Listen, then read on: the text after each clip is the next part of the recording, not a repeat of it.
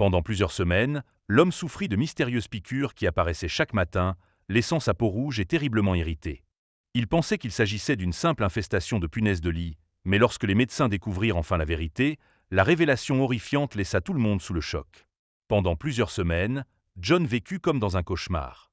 Chaque matin, il se réveillait avec de nouvelles taches rouges sur les bras, le cou et le torse. Les démangeaisons étaient presque insupportables et lui rappelaient sans cesse que quelque chose rampait sur sa peau pendant la nuit. Il essaya tout, laver ses draps à l'eau chaude, passer l'aspirateur dans chaque recoin, pulvériser des insecticides vendus en pharmacie. Pourtant, les piqûres continuaient d'apparaître, et il était convaincu qu'il s'agissait de punaises de lit. Qu'est-ce que cela pouvait être d'autre? Après une autre nuit sans sommeil, John resta debout à côté de son lit, fixant le matelas comme s'il s'agissait d'un ennemi. Il retira lentement les draps, cherchant le moindre signe de mouvement. Rien. Aucun insecte minuscule, aucune trace de sang, aucune mue. Cela le rendait fou. Il commença à faire des recherches sur Internet, espérant confirmer ses soupçons. Chaque recherche menait au même coupable, une punaise de lit. Il essaya toutes les méthodes recommandées pour les détecter. Inspecter le matelas, vérifier les coutures des meubles, poser des pièges. Rien ne fonctionnait. S'il s'agissait de punaises de lit, il aurait déjà trouvé des preuves. Une nuit, dans une tentative désespérée de les surprendre en action, John installa la caméra de son téléphone pour filmer son lit pendant son sommeil. Il la positionna soigneusement, s'assurant que son oreiller et tout ce qui l'entourait étaient bien visibles. Il se coucha, se sentant un peu idiot, mais déterminé. Le lendemain matin, il visionna l'enregistrement. Pendant les premières heures, rien ne se produisit, mais vers 3 heures du matin, il remarqua quelque chose d'étrange.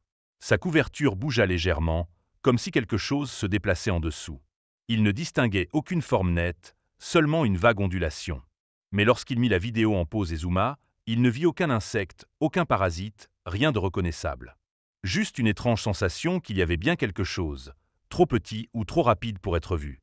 Ce jour-là, John appela une entreprise de désinfection. Il avait besoin de professionnels. Lorsqu'un spécialiste, un homme d'âge mûr nommé Anders, arriva, il écouta patiemment John lui décrire le problème. Anders hocha la tête d'un air pensif, prit des notes dans son carnet, puis enfila des gants et commença une inspection méthodique de la chambre. Il fit briller une lampe de poche le long de chaque couture du matelas, démonta le cadre du lit, examina l'arrière de la tête de lit, les plinthes et même les tapis. 1 heure plus tard, Anders secoua la tête. « Je ne trouve aucun signe de punaise de lit, » dit-il, fronçant les sourcils. « Êtes-vous sûr que les piqûres apparaissent la nuit ?» John se frotta l'arrière de la tête. « Oui. Je me réveille chaque matin avec de nouvelles marques. Elles démangent terriblement. Elles ressemblent à des piqûres de punaises de lit. Qu'est-ce que ça pourrait être d'autre ?» Anders soupira et se gratta la mâchoire. « Je ne sais pas. Parfois, les gens confondent des piqûres d'autres insectes avec celles des punaises de lit. Cela pourrait être des puces. Avez-vous des animaux de compagnie ?» « Non, » répondit John, la déception évidente dans sa voix. « Je vis seul. Il n'y a aucun animal. Je ne suis pas sorti récemment. Juste ces piqûres qui ne disparaissent jamais. » Anders le regarda avec empathie. « Je pourrais poser des pièges professionnels pour voir si nous attrapons quelque chose. Si cela ne vous dérange pas, je les laisserai en place cette nuit et je reviendrai demain. » Il sentit une lueur d'espoir. Peut-être que les pièges d'Anders allaient confirmer la présence de punaises de lit et il pourrait enfin s'en débarrasser. Cette nuit-là, il essaya encore de dormir, sachant que les pièges étaient en place. Mais les démangeaisons, comme toujours, revinrent. Le lendemain, Anders revint et vérifia ses pièges. Il secoua la tête, perplexe. Pas une seule prise. Ces pièges sont spécialement conçus pour attirer les punaises de lit. S'il y en avait, nous en aurions déjà vu au moins une, dit-il en regardant John avec des sourcils levés. Je vous recommanderais peut-être de voir un dermatologue. Cela pourrait être une affection cutanée qui ressemble à des piqûres d'insectes. Les épaules de John s'affaissèrent. La dernière chose qu'il voulait, c'était une autre impasse. Mais il prit rendez-vous. Le dermatologue, le docteur Harry, examina les zones touchées, préleva une biopsie d'une zone enflammée et promit de lui communiquer les résultats. En attendant, il lui prescrivit une crème pour soulager les démangeaisons. Pendant un bref instant, John se demanda si tout cela n'était pas dans sa tête. Mais les marques étaient si nettes et les démangeaisons nocturnes indéniables. Il rentra chez lui de mauvaise humeur. Il voulait essayer la crème, attendre les résultats des tests et voir si les piqûres persistaient. Lorsque le docteur Harry le rappela, il avait de nouvelles piqûres sur le poignet et sous le bras. La voix du dermatologue au téléphone semblait prudente. Votre biopsie a montré une réaction inflammatoire typique de piqûre d'insectes. Rien n'indique qu'il s'agisse d'une maladie dermatologique. Quelque chose vous pique, John. Il ressentit un frisson. Alors pourquoi personne ne les trouve? Il y eut un silence. Je voudrais vous recommander un entomologiste, un spécialiste de l'identification des insectes. Je sais que cela peut paraître inhabituel, mais nous avons peut-être affaire à quelque chose de moins courant que des punaises de lit. J'ai un collègue qui consulte parfois sur des cas médicaux rares. Si vous êtes d'accord, je peux vous prendre un rendez-vous, proposa le docteur Harry. John accepta, bien que l'idée que son problème soit si inhabituel qu'il nécessite l'intervention d'un spécialiste le mette mal à l'aise. Une semaine plus tard, il rencontra le docteur Chang, un entomologiste connu pour ses consultations sur des cas rares. Le docteur Chang l'accueillit d'un ton calme et rassurant. « Je comprends que vous ayez traversé une épreuve difficile », dit-il en consultant les notes envoyées par le docteur Harry. « Êtes-vous sûr que cela ne se produit que chez vous?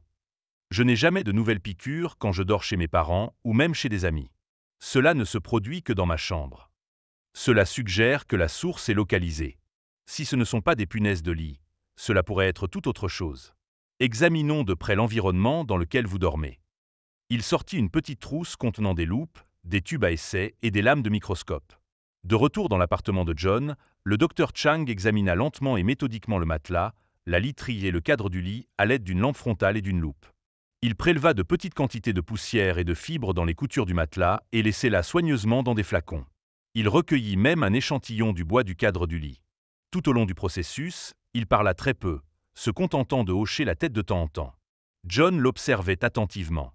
Il remarqua que le docteur Chang se tendit légèrement. Cela se produisit lorsque l'entomologiste souleva le coin du matelas et en examina le dessous. Le docteur Chang fronça les sourcils, approcha sa loupe, puis prit rapidement un échantillon. Son visage resta impassible, mais John sentit que quelque chose avait été découvert. « Vous avez vu quelque chose ?» demanda John, sa voix plus pressante qu'il ne l'aurait voulu. « Je ne suis pas tout à fait sûr. J'ai remarqué quelque chose d'inhabituel. Je dois analyser les échantillons au microscope. Ne tirons pas encore de conclusion. » Encore une attente, encore une nuit d'incertitude. Mais il comprenait la nécessité d'être méticuleux.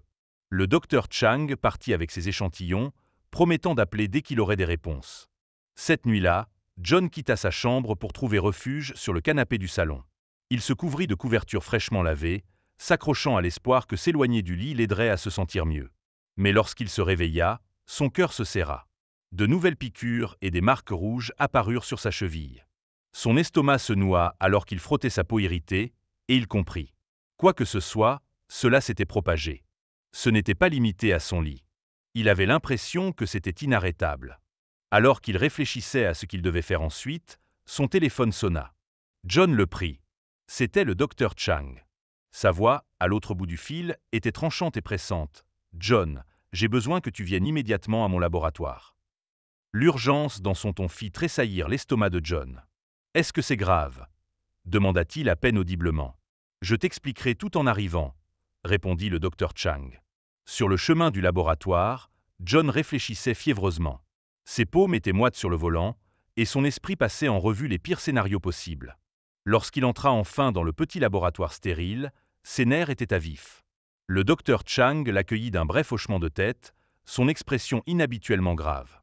Il désigna la table où un petit récipient était placé sous un puissant microscope. « Ce sont des échantillons que nous avons prélevés sur ton matelas. Regarde par toi-même ce que nous avons trouvé, » dit le docteur Chang.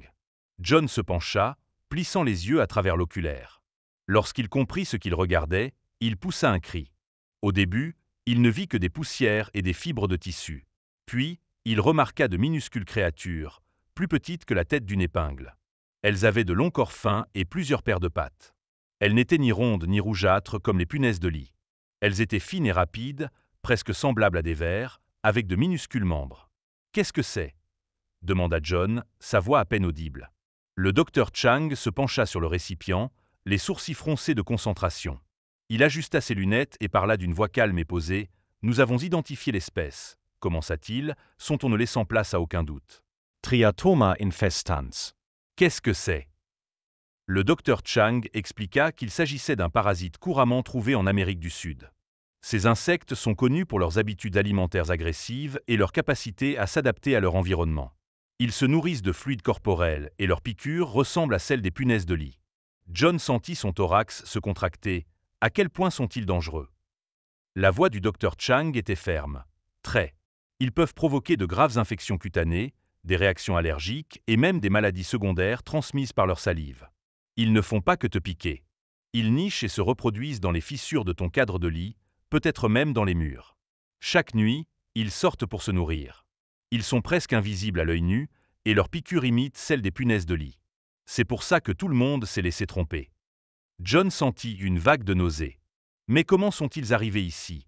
Demanda-t-il, essayant de rester calme. Le docteur Chang secoua la tête. Cela pourrait être lié à des meubles importés ou à un colis livré de l'étranger. Parfois, ces organismes voyagent clandestinement avec du fret. Mais nous devons agir rapidement.